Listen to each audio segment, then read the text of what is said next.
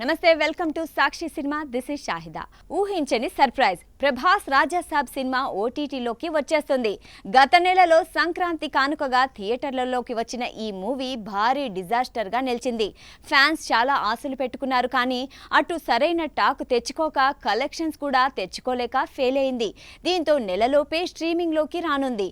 ఈ మేరకు official announcement కూడా వచ్చేసింది. పాన్ ఇండియా స్టార్ అయిన తర్వాత ప్రభాస్ నుంచి వచ్చిన కమర్షియల్ మూవీ ఇది. హర్రర్ ఫ్యాంటసీ స్టోరీతో డైరెక్టర్ మారుతి ఈ సినిమా తీశాడు. నిధి అగర్వాల్, మాళవిక మోహనన్, రిద్ధి కుమార్ హీరోయిన్లు కాగా సంజయ్ దత్, జరీనా వహాబ్ లాంటి సీనియర్లు ఇందులో కీలక పాత్రలు చేశారు.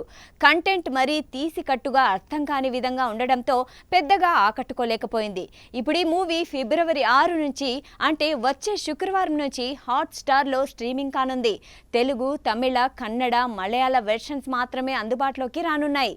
హిందీకి ఇంకొంచెం టైం పట్టొచ్చు.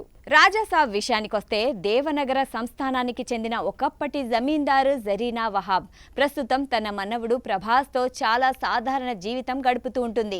వయసు కారణంగా ఈమెకు మతిమరుపు సమస్య ఉంటుంది. కానీ తన భర్త సంజయ్ దత్ని మాత్రం మర్చిపోదు. తన కలలో కనిపిస్తున్న తాతని ఎలాగైనా తీసుకురమ్మని మనవడికి చెబుతుంది. కానీ కనకరాజు రాజుని నర్సాపూర్లోని రాజమహల్కి రప్పించుకుంటాడు.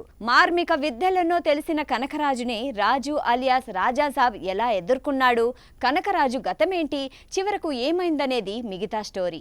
సాక్షి టీవీ ప్రసారాలను నిలిపివేయడం చట్టరీత్యా నేరం. సాక్షి టీవీ ప్రసారాల కోసం మీ స్థానిక కేబుల్ ఆపరేటర్ని వెంటనే సంప్రదించండి. డిటిహెచ్లో, ఇంటర్నెట్లో కూడా సాక్షి టీవీ ప్రసారాలను వీక్షించవచ్చు.